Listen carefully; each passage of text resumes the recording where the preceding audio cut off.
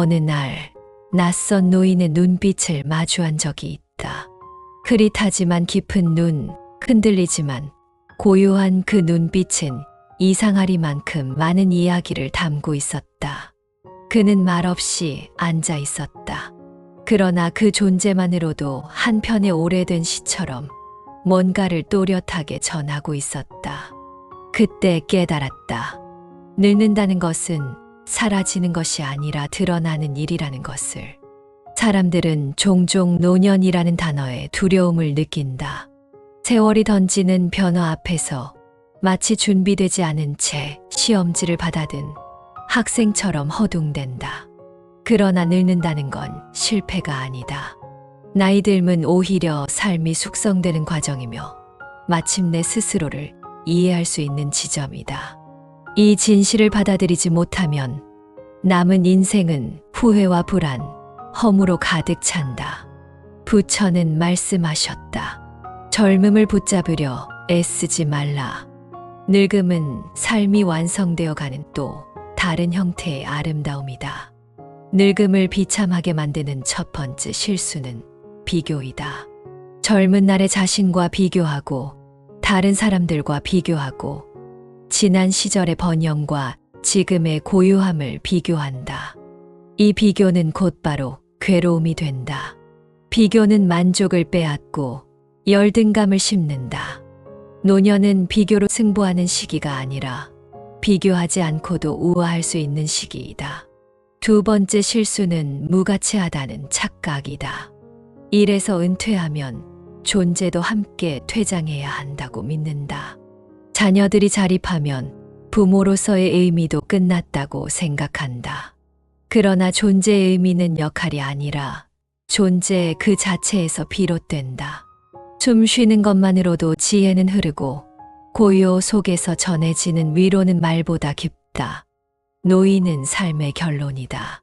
결론이 흐릿하면 전체가 흐릿해진다. 그러므로 스스로의 존재를 잊지 말고 남은 시간을 아무렇게나 흘려보내지 마라. 세 번째 실수는 과거에 머무는 삶이다. 그땐 좋았지라는 말로 오늘을 평가절하 하고 그 시절엔 이런 일도 했지 라는 회상으로 지금을 비워낸다. 그렇게 오늘은 축소되고 내일은 두려운 날이 된다. 과거는 다정하지만 현실은 언제나 현재다. 지금 이 순간을 살아내지 못하면 인생의 마지막은 공허해진다. 그대는 오늘을 사는가? 아니면 어제의 환상 속에서만 숨쉬고 있는가? 네 번째 실수는 몸의 변화에 대한 혐오이다. 주름을 감추고 속도를 조절하며 에너지가 줄어드는 걸 부끄러워한다. 그러나 꽃도 마지막에 가장 짙은 향을 남긴다. 퇴약함 속에서도 품위는 빛난다. 몸은 늙지만 마음은 선택에 따라 더욱 단단해진다. 고상한 늙음이란 주름진 얼굴에 새겨지는 지혜의 무늬이다. 다섯 번째 실수는 마음을 버리는 것이다. 사람들은 늙으면 감정이 둔해진다고 말한다. 하지만 감정이 메마른 것이 아니라 마음을 닫아버린 것이다. 웃음은 줄고 눈물도 줄며 대신 회한만이 늘어난다. 마음을 돌보지 않으면 몸보다 먼저 늙는다. 고요한 시간을 사랑하라. 작은 기쁨에 감동하라. 노년의 마음은 그 자체로 우주다. 어떤 것도 억지로 붙들지 말고 느슨하게 흐르게 하라. 지금까지의 인생을 떠올려 보라. 누군가를 위해 애썼고 많은 일을 이루었으며 때로는 견딜 수 없이 무너진 날도 있었다. 그 모든 시간이 지금의 나를 만들었다. 그러므로 부끄러워하지 마라. 그리고 잊지 마라. 삶은 지금도 계속되고 있다. 이제 남은 생애를 어떻게 살아야 할지 고민하는 그대에게 말하노니 삶의 후반전을 귀하게 살아가려면 반드시 다음의 지혜를 마음에 새겨야 한다. 첫째, 스스로를 가장 소중한 존재로 여겨야 한다. 그 누구보다 무엇보다 나를 먼저 챙겨야 한다. 한평생 타인을 위해 살아왔다면 이제는 자신을 위한 시간이 필요하다.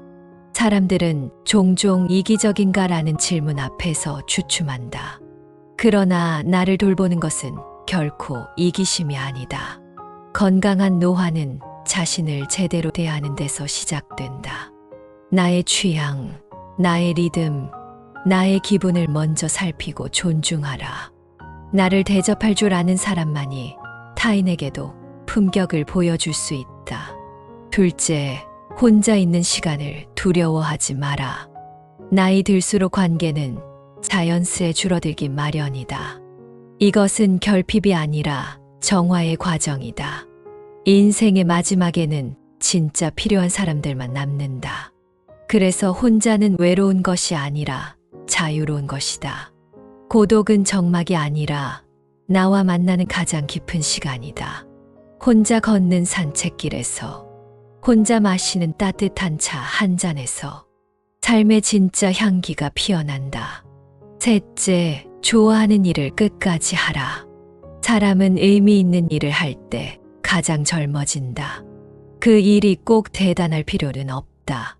작은 손바느질, 오래된 악기, 간단한 글쓰기, 반려식물과의 교감, 그 속에 삶의 열정이 숨어 있다. 무언가에 몰입하고 있을 때 우리는 시간도 나이도 잊는다. 지금이라도 하고 싶은 일이 있다면 시작하라. 절대 늦지 않았다. 하고 싶은 일이 있는 사람은 늙을 시간이 없다. 넷째, 몸과 마음의 신호를 세심하게 들여다보라. 예전엔 무시하고 넘겼던 통증, 감정의 파동, 자잘한 불편함들이 이제는 중요한 신호가 되어 다가온다. 몸이 말하는 언어를 무시하지 마라.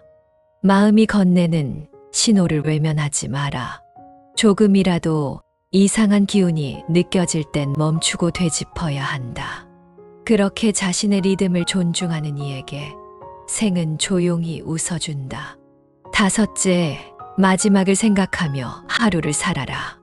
죽음을 공포로 여길 것이 아니라 삶을 반짝이게 하는 거울로 삼아야 한다. 죽음을 의식할 때 오늘 하루가 소중해진다. 언젠가는 떠나야 한다는 사실은 우리가 지금 이 순간을 더 뜨겁게 살아야 하는 이유가 된다. 어쩌면 이 하루가 인생의 마지막 장일지도 모른다. 그렇다면 그 마지막 페이지를 어떻게 채울 것인가? 이 물음 앞에서만이 삶은 진시해진다. 부처는 말씀하셨다. 과거는 지나갔고 미래는 오지 않았다. 그러니 오늘 할 일을 다하라.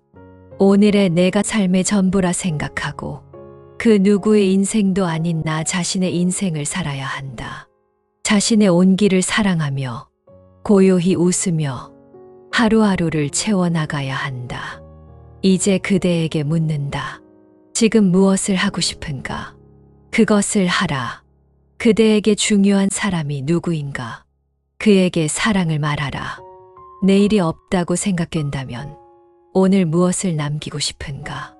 그것을 살아가라. 지혜로운 이는 말한다. 좋은 늙음은 남겨진 시간이 짧다고 두려워하지 않고 남은 시간을 더 깊게 살아내는 것이다. 지금까지의 모든 삶이 단지 이 순간을 위한 준비였다고 믿고 이제는 아무런 조건 없이 나를 살아보자.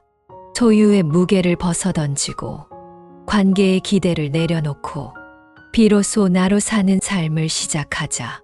늙는다는 건 사라지는 것이 아니다. 인생이 본래의 향기로 돌아가는 일이다. 그 향기를 잃지 말고 고요한 연륜 속에서 더욱 빛나는 존재가 되라. 그리고 무엇보다 지금 이 순간을 살고 있는 나 자신을 귀히 여기라. 그것이야말로 인생을 최고로 잘 사는 길이다.